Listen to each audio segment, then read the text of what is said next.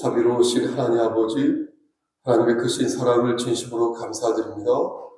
하나님, 수요 예배를 맞이하여서 우리가 하나님의 말씀을 듣고 그 속에서 우리에게 들려주시는 하나님의 음성을 깨우칠 수 있도록 허락하여 주시면 감사합니다. 하나님, 많은 지체들이 참석하지 못하였는데 이 시간을 기억할 수 있도록 하시사 수요 예배 평일의 중심에 모여서 하나님께 간청하고 하나님 말씀을 묵상하는 귀한 자리 될 수 있도록 하나님 저들의 마음을 움직여 주시옵소서. 시종 일관을 주님께 의탁하고 모든 말씀 예수 그리스도를 받들어 감사하며 기도드렸사옵나이다. 아멘. 사도신경으로 우리의 신앙을 고백하겠습니다. 전능하사 천지를 만드신 하나님 아버지를 내가 믿사오며 그 외아들 우리 주 예수 그리스도를 믿사오니 이는 성령으로 잉태하사 동정녀 마리아에게 나시고 본디오 빌라도에게 고난을 받으사 십자가에 못 박혀 죽으시고 장사한 지 사흘 만에 죽은 자 가운데에서 다시 살아나시며 하늘에 오르사 전능하신 하나님 우편에 앉아 계시다가 저리로서 산 자와 죽은 자를 심판하러 오시니이다. 성령을 믿사하며 거룩한 공예와 성도가 서로 교통하는 것과 죄를 사해 주시는 것과 몸이 다시 사는 것과 영원히 사는 것을 믿사옵나이다. 아멘. 찬송 바꾸어서 찬송 드리겠습니다. 찬송가 315장 찬송 부른 후에 우리를 대표해서 황금자 권사님 기도 인도하시겠습니다. 315장입니다.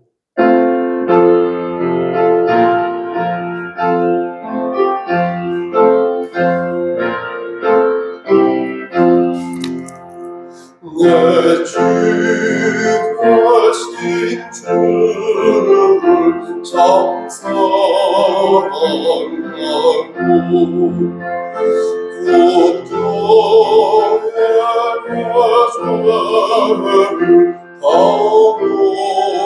굳건하게 당부합니다.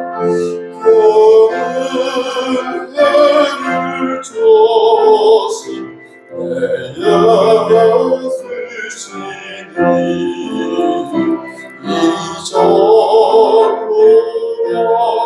이전보다도 사랑합니다. 지날 사랑하사 구하시려고 저 십자가보다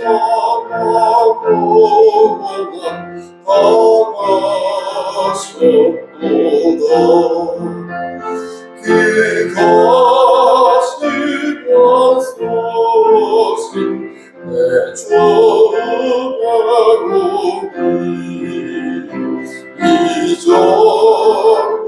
이전보다도 사랑합니다. 내 평생의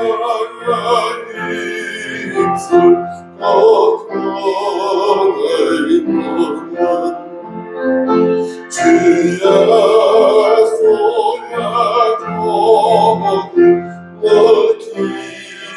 기름이라 숨질 때에까지 내 할 말씀은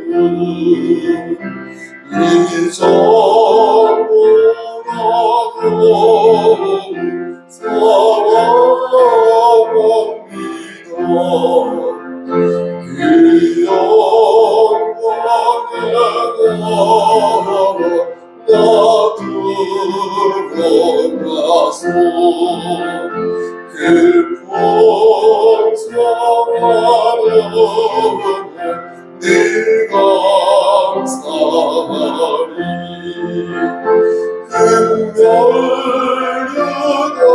금멸류다서고 나 찬송할까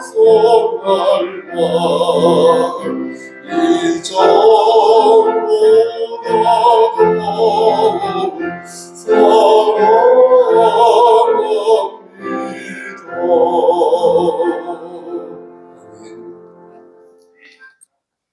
창세기 26장 1절에서 6절, 성경, 제 성경 36쪽입니다.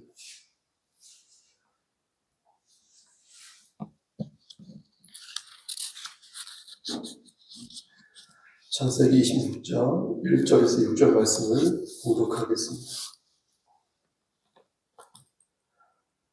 아브라함 때에 첫 흉년이 들었던 그 땅에 또 흉년이 들매 이삭이 그랄로 가서 블레셋 왕 아비멜렉에게 이르렀던 여호와께서 이삭에게 나타나 이르시되 애굽으로 내려가지 말고 내가 내게 지시한 땅에 거주하라.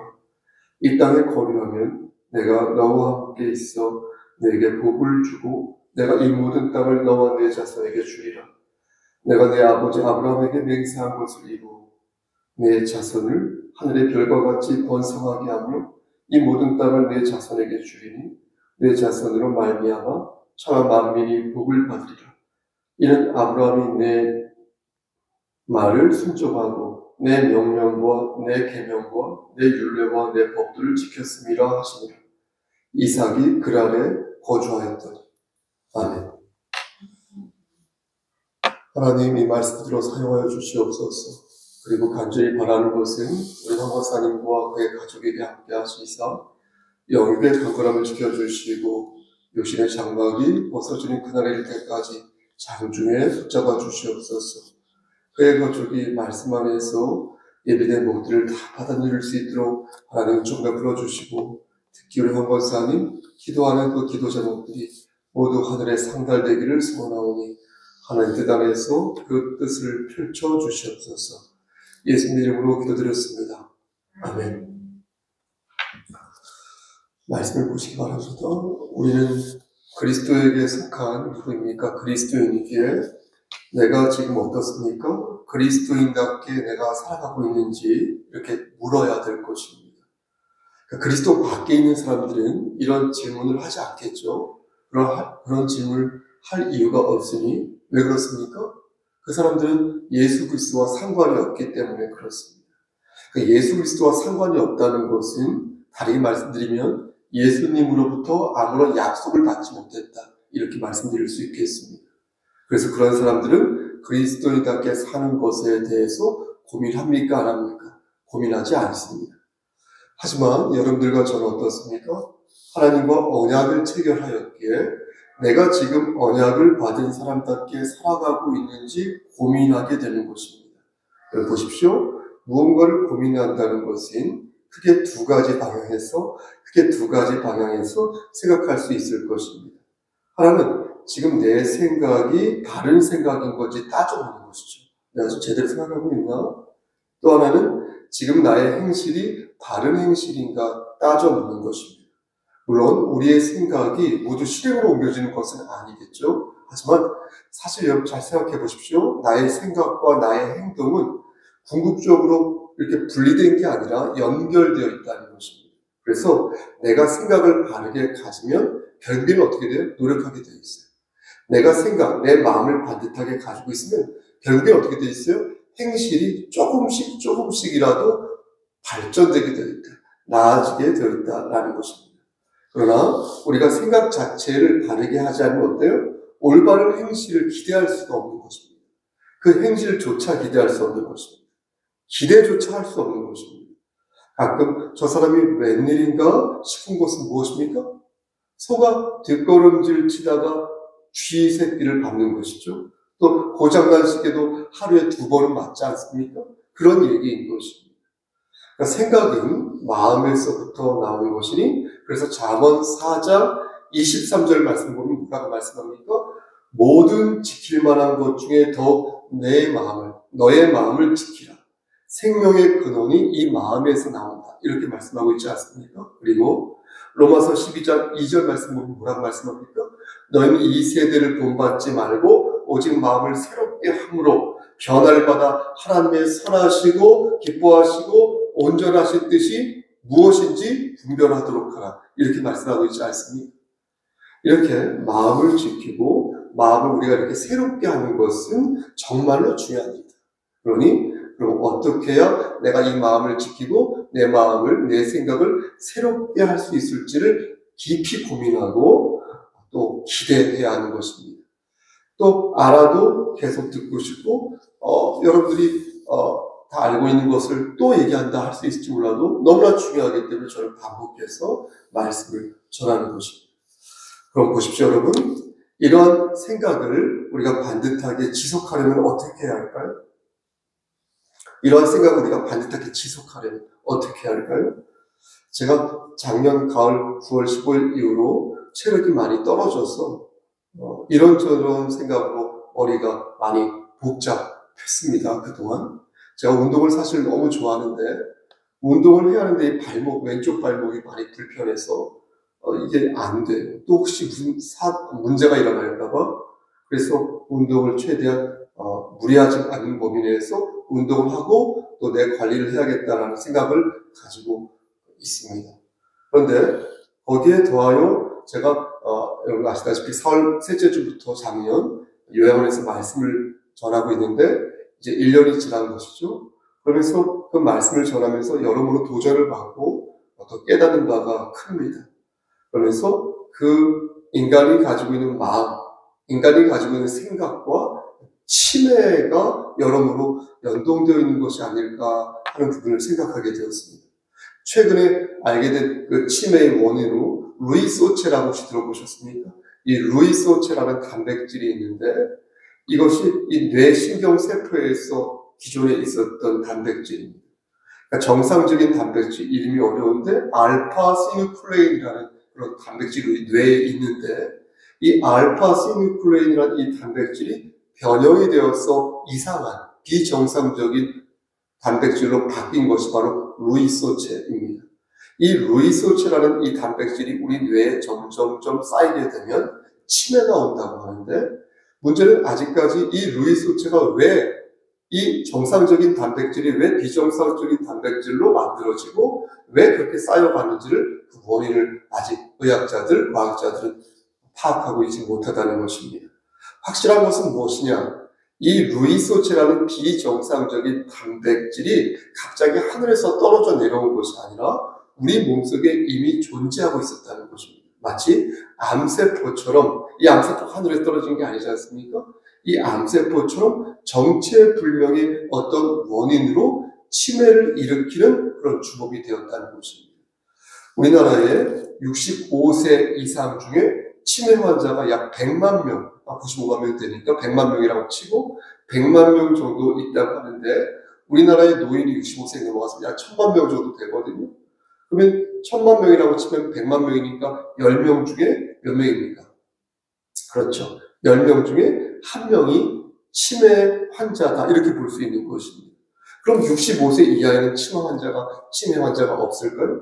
그렇지 않다는 것을 우리는 잘 알기 때문에 그것까지 다 따지고 보면 비공식적인 선에서 총합을 보면 정말로 많은 사람들이 치매에 걸린 상태이다. 이렇게 우리가 예측해 볼 수 있는 것입니다.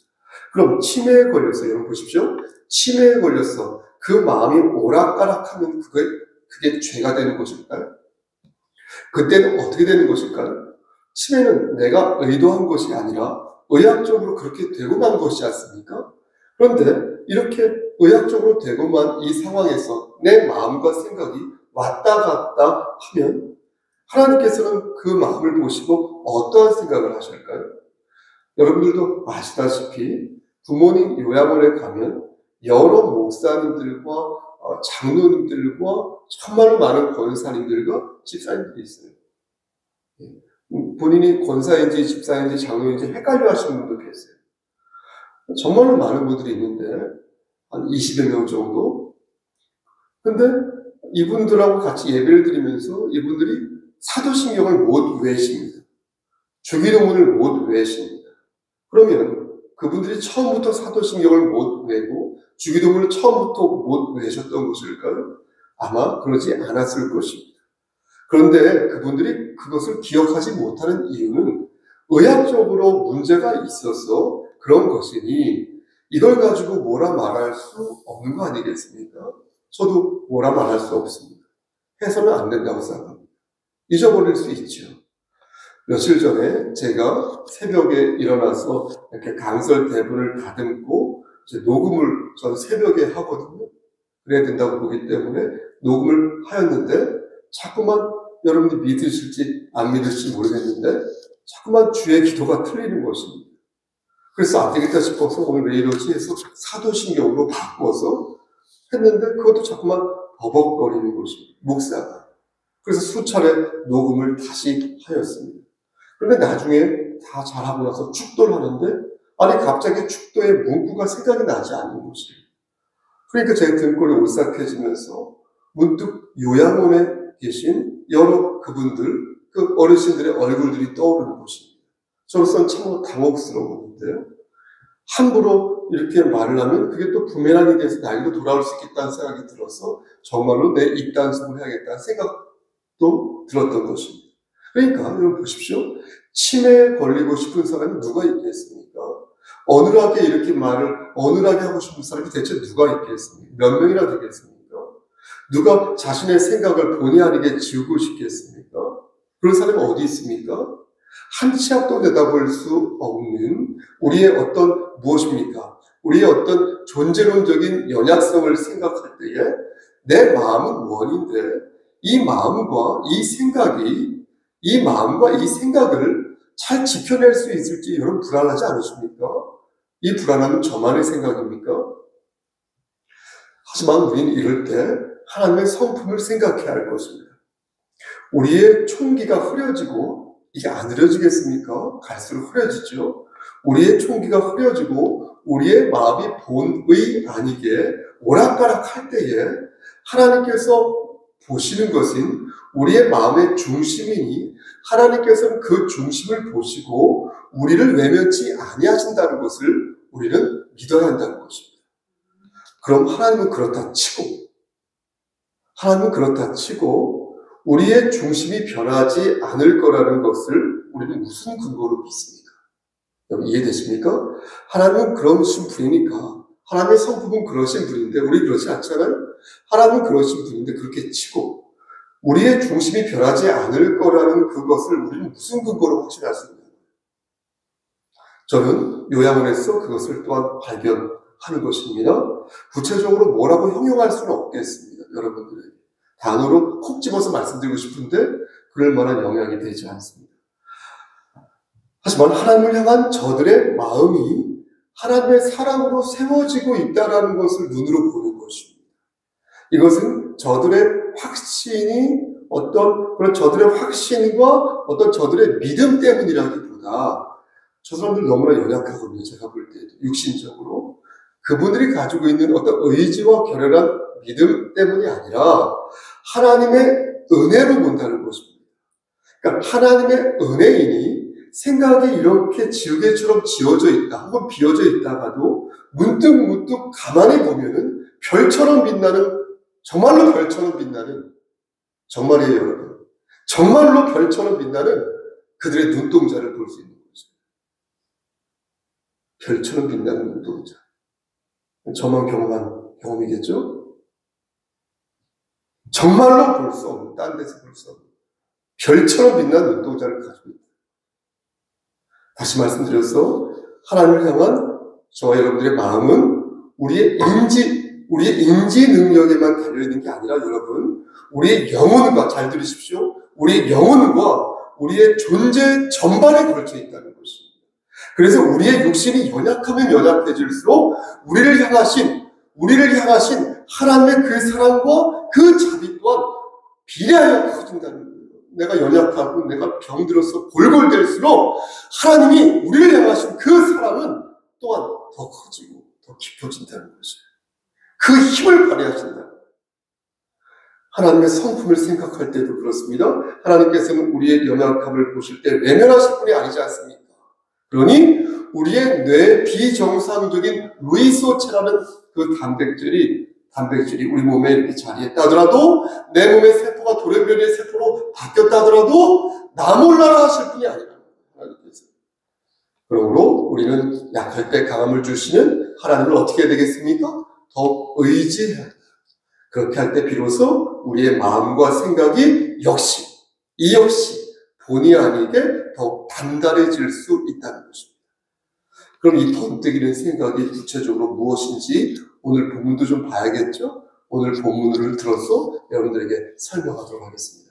우리 이 생각을 우리가 어떻게 단련시켜 안개 속에서도 독야청청해야 할 수 있는지 말씀드리겠습니다. 창세기 26장 1절에서 6절 말씀입니다. 여러분 창세기 26장을 쭉 눈으로 한번 훑어보시겠습니까? 창세기 26장은 크게 4단락으로 구성되어 있습니다. 여러분 1절부터 6절까지는요, 가나안 땅을 떠나서 애굽으로 가려고 하는 이삭을 하나님께서 말리시는 장면이 나오고요.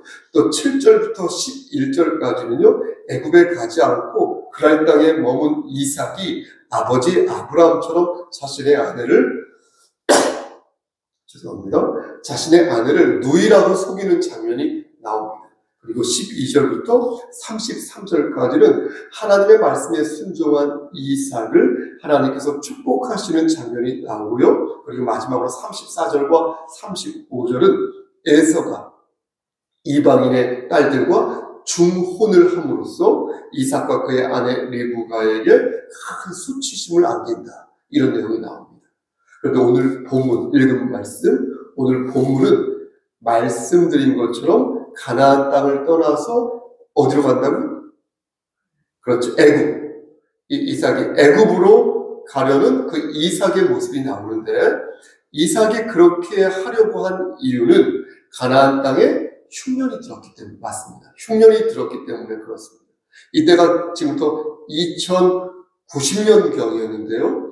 이삭의 아버지 아브라함도 적게 100년 전에, 그러니까 기원전 1999년, 그렇죠? 그러니까 3990년 전에 지금부터 동일하게 흉년을 여기서 겪었습니다.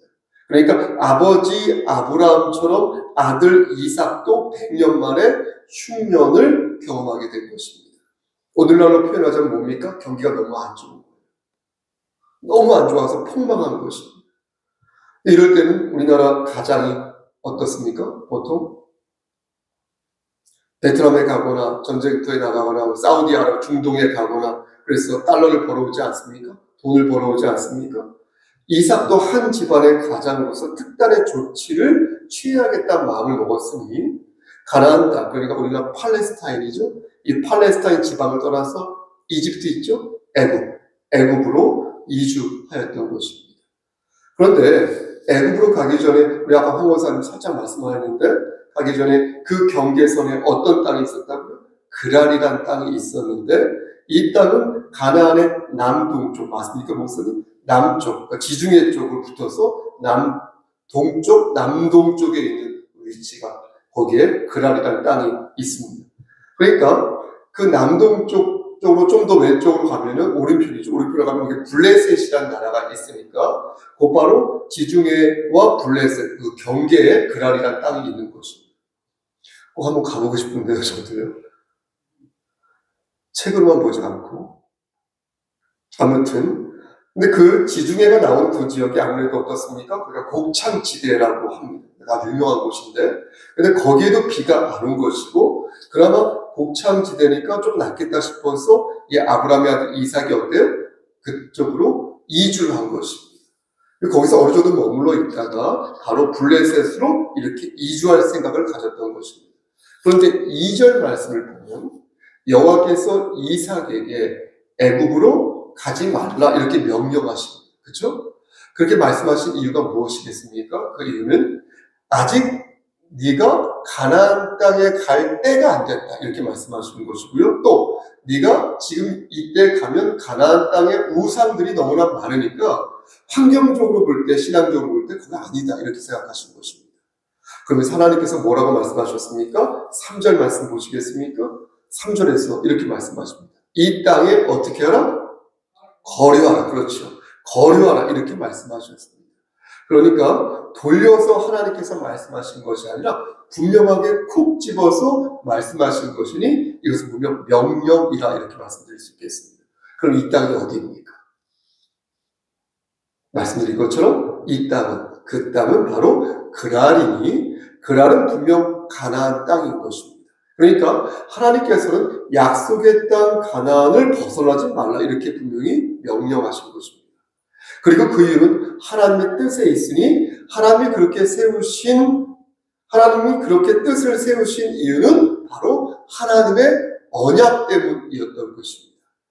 그럼 하나님의 언약을 지키기 위해 이삭과 이삭의 가족들은 굶어 죽어도 되는 겁니까? 여러분 생각해 보세요. 하나님의 언약 지키기 위해서 굶어 죽어도 됩니까? 모두 굶어 죽어도 된다는 말입니까? 그렇지 않죠? 하나님께서는 여러분 보십시오. 하나님께서는 너희가 언약을 지키면 복을 받게 될 것이다. 이렇게 말씀하셨다는 것입니다. 복을 받게 될 것이다. 그러니 그것이 저들에게 유익하니까 그렇게 말씀하신 것이죠. 그냥 죽어라 참고 이 말씀이 아닌 것이죠. 여러분 3절과 4절 말씀을 보시겠습니까? 3절과 4절 말씀을 보면 하나님께서 구체적으로 저들에게 어떤 복을 주실 것인지를 말씀하고 있는데요. 이 복은 아브라함과 체결한 언약에서부터 비롯되었다는 것을 우리는 분명히 알 수 있습니다. 그런데 보십시오. 우리가 주의 깊게 봐야 할 대목이 있습니다. 여러분 4절 말씀 보시겠습니까? 4절 말씀에 그게 있는데 우리가 함께 이 말씀을 합독할 터인데 여기서 너의 자손으로, 내 자손으로 라는 이 어조를 주목하여 읽으면 좋을 것 같습니다. 눈여겨봐야 할 부분이 내 자손을 이게 아니고 내 자손으로라고 말씀드렸습니다. 우리 함께 4절 말씀을 합독하겠습니다. 시작. 내 자손을 하늘의 별과 같이 번성하게 하며 이 모든 땅을 내 자손에게 주리니 내 자손으로 말미암아 천하 만민이 복을 받으리라. 여러분 찾으셨습니까?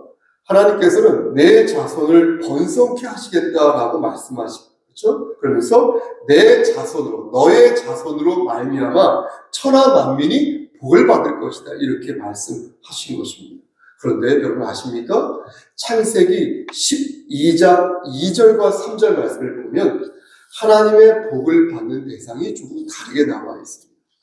오늘 본문 4절 말씀에서는 너의 자손으로, 내 자손으로 이렇게 말미암아 많은 사람들이 복을 받게 될 것이다. 천하 만민 사람들이 이렇게 말씀하고 있죠. 그런데 앞에 창세기 12장 2절 말씀에서는 조금 다르게 기술되어 있는 것입니다.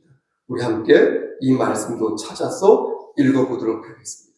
창세기 12장 2절 말씀입니다. 내가 너로 큰 민족을 이루고 내게 복을 주어 내 이름을 창대하게 하리니 너는 복이 될지라. 여러분 잘 보셨습니까? 어떻습니까? 아멘. 창세기를 보면 아브라함에게 복을 주시겠다는 말씀이 여러 군데 나오는데 가장 처음에 나오는 말씀이 바로 창세기 12장이거든요. 이 창세기 12장에서는 하나님께서 아브라함에게 복을 주시겠다고 말씀하셨어요. 그렇죠? 너라고 했죠. 단수 너. 너를 축복하는 자에게는 내가 복을 줄 것이고 너를 저주하는 자에게는 내가 저주를 할 것이다 라고 말씀하시면서 아브라함 개인에게 초점을 맞추었다는 것입니다. 그런데 창세기 여러분 17장 8절 말씀을 보면 창세기 17장 8절 말씀을 보면 여기에도 복을 받는 그런 말씀이 나오는데 아브라함에게 전하는 복의 말씀이 나오는데 그 복을 받는 대상이 구체적으로 확장되어 있는 것을 보게 됩니다. 이때부터 어떤 말이 나오냐? 후손이란 말이 나오는데 내가 너와 너의 후손에게 가나안 땅을 주겠다. 이렇게 말씀하고 있는 것입니다. 아멘. 그리고 창세기 22장 15절에서 18절 다시요. 창세기 22장 15절에서 17절과 18절 말씀 보면 아브라함의 아들 이삭을 이게 제물로 바치는 장면이 나오는데 제물을 바치려고 한 후에 하나님께서 복을 주시는데요. 이때는 아브라함과 후손의 말을 사용하지 않으시고 아브라함과 아브라함의 씨라는 말을 사용하셔서 그들에게도 복을 주시겠다. 이렇게 말씀하십니다. 그리고 그 복을 아브라함의 아들 이삭이 받을 것이라고 바로 오늘 본문에서 말씀하시면서 놀라운 말씀을 덧붙이시는데 그게 무엇입니까? 그게 바로 너의 자손으로 말미암아 천하 만민이 복을 받을 것이다. 너의 자손으로 말미암아 천하 만민이 복을 받을 것이다. 이 말씀이 덧붙여준 것입니다. 여러분, 그렇다면 그 자손이 누구겠습니까? 그 한 사람이 누구겠습니까? 오늘 보면 4절 중반에서 너의 자손이라고 나왔잖아요. 너의 자손으로 말미암아 천하 만민이 복을 받을 거라고 했잖아요. 여러분, 그 자손이 누구겠습니까? 예수 그리스도라는 그분이 바로 우리 주 예수 그리스도라는 거예요. 장차 오실 예수 그리스도께서 그 언약을 완벽하게 완전하게 이루어 주실 것이라고 여호와 하나님께서 말씀하시면서 하나님께서는 복수가 아닌 단수로 단 한 사람의 다윗의 후손을 언급하고 계신 것입니다. 사랑하는 성도 여러분, 저는 앞에서 우리의 의도와 무관하게, 내 의도와 무관하게 내 생각을 지킬 수 있는 이유가, 내가 치매에 걸렸어도 내 생각을 지킬 수 있는 이유가 하나님의 은혜에 있다고 말씀드렸습니다. 내가 치매에 걸려도 내 몸이 병들어 내 의식이 사위여도 끝까지 내 생각과 내 마음을 다잡을 수 있는 이유는 우리의 마음이 우리의 영혼과 우리의 존재에 걸쳐있기 때문이라고 말씀드렸습니다. 그래서 우리의 육신이 연약해질수록 우리를 향하신 아버지 하나님의 사랑과 자비 또한 그 힘을 더 발휘할 수 있을 것이다. 있게 될 것이다. 이렇게 말씀드렸습니다. 그럼 이렇게 모든 것을 다 해주시잖아요. 하나님께서 다 해주시지 않습니까? 그럼 우리 왜 노력해야 됩니까? 그럼 그렇지 않습니까? 표현이 좀 그렇지만 인간적으로 하나님이 다 해주시잖아요. 근데 우리가 왜 노력해야 됩니까? 하나님이 다 채워주시고 다 솎아주셔요. 죽정이와 알곡을 다 솎아주시고 채워주시는데 제가 왜 노력을 해야 되죠? 그것은 진짜 알고 계시는 걸 제가 여쭤보나요? 모든 것을 다 해주지 않습니까? 우리의 의식까지 사귀었을 때에도 사랑으로 다 안배하여 주실 것이다. 근데 왜 우리는 하나님의 언약이신 하나님의 말씀을 끝까지 붙잡고 가야 되는 것입니까? 왜 하나님의 말씀을 우리 끝까지 순종해야 됩니까? 하나님이 다 알아서 해주실 텐데. 말씀 마칩니다. 오늘 말씀 준비하면서 저 5시간 정도 말씀을 준비했어요. 여러분, 말씀 마칩니다. 사랑하는 성도 여러분, 그 이유는 여러분들 다 예상하셨겠지만 그 이유는 우리가 그렇게 할 때 다 하나님이 해주시지만 우리가 그렇게 할 때 아버지 하나님이 기뻐하시니까 그런 거예요. 예? 하나님 좀 기쁘게 하면 좋잖아요. 우리가 다 하나님께서 우리의 삶을 책임져 주시지만 우리가 그렇게 하나님 앞에서 재롱 부리듯 뭔가 좀 이렇게 하고자 하는 노력을 헌신하는 마음, 하나님 말씀 앞에 순종하는 모습을 보일 때 하나님이 기뻐하시니까 그렇게 하는 거예요. 그렇게 하면 안 됩니까? 기뻐하시니까 그렇게 하는 거예요. 하나님의 언약을 받은 자가 하나님의 언약을 지키기 위해 힘쓰는 모습을 보일 때 하나님을 기쁘시게 하는 삶을 우리가 살 수 있으므로 우리는 그렇게 살아야 한다는 것입니다. 그리고 하나 더 있어요. 우리가 그렇게 살아야 하는 이유, 우리가 그렇게 해야 하는 이유를 오늘 본문이 우리에게 가르치십니다. 우리가 하나님 말씀에 순종해야 하는 이유, 우리가 하나님의 말씀을 붙잡아야 하는 이유, 이삭 때는 직접 나타나셔서 음성으로 들려주셨지만 이제 우리는 하나님의 말씀을 문자로 받게 되었으니 이 말씀을 듣고 우리가 순종해야 하는 이유를 말씀해 주십니다. 여러분, 그 이유가 무엇입니까? 하나님의 말씀에 순종해야 하는 두 번째 이유가 무엇입니까? 귀는 자는 성령의 음성을 들으시기를. 하나님의 말씀에 순종하는 자는 그의 후손이 복을 받으리니 그것이 바로 복의 복이라는 거예요. 다른 게 복의 복이 아니라 이게 바로 복의 복이라는 거예요. 자녀가 잘 되길 원하는가? 그렇다면 하나님의 말씀에 순종해야 할 것이니 내가 하나님 말씀에 순종하면 나의 자식이 복을 받을 것이라는 거예요. 이게 바로 복의 복이라는 거예요. 아브라함이 그러하였기에 아브라함의 아들 이삭이 복을 받을 수 있었고요. 이삭이 그러하였기에 그의 후손이 복을 받을 수 있었다는 것입니다. 그러므로 복의 복을 받고 싶다면, 그래서 나의 아들과 나의 딸과 나의 후손들이 복의 복을 받기를 원한다면, 내가 지금을 순종하는 마음으로 살아야 한다는 것이에요. 이것이야말로 하나님으로부터 받는 진정한 유산이 된다. 주의 종이 잘나서 그런 게 아니라, 주의 종이 대단해서 그런 게 아니라, 하나님의 말씀에 순종해야 하기 때문에 주의 종이 입술로부터 태어난 그 말씀을 순종한다는 거예요. 물론 그 뒤에 아브라함도, 그 뒤에 이삭도 고난을 밟았습니다. 경험했습니다. 이삭은 그 뒤로도 여전히 고난의 길을 경험했습니다. 그것은 아브라함도 마찬가지였고 이삭의 아들 야곱도 마찬가지였습니다. 하지만 여러분, 2000년 뒤에 우리 주 예수 그리스도께서 언약을 비로소 이루셨습니다. 우리는 이제 우리 자신의 개인의 종말 있죠. 우리 자신의 개인의 종말이 있을 거 아닙니까? 그 개인의 종말과 이 세상의 종말을 기다리면 됩니다. 내 죽음을 기다리고 세상의 죽음을 기다리면 되는 것입니다. 그렇게 그때까지 하나님 말씀 붙잡고 복의 복을 받고자 하신다면 하나님 말씀에 순종하여 하나님을 기쁘시게 하고 복의 복을 이루는 여러분 되시기를 주님 받들어 간절히 축원합니다. 아멘. 이제는 우리를 죄에서 구속해 주신 우리 구주 예수 그리스도의 은혜와 아버지 하나님의 만극하신 그 사랑하심, 성령 하나님의 교통하시고 인도하시는 모든 역사하심, 하나님을 기쁘시게 하고 하나님의 말씀을 순종하여 우리에게 맡겨진 사명을 기쁨으로 감당하여 그래야 복의 복을 받기를 소원하는 여기 모인 성도와 그들의 가정과 이 재단과 이 나라 위에 하나님의 사랑하심이 세세토록 함께 계실지어다. 아멘.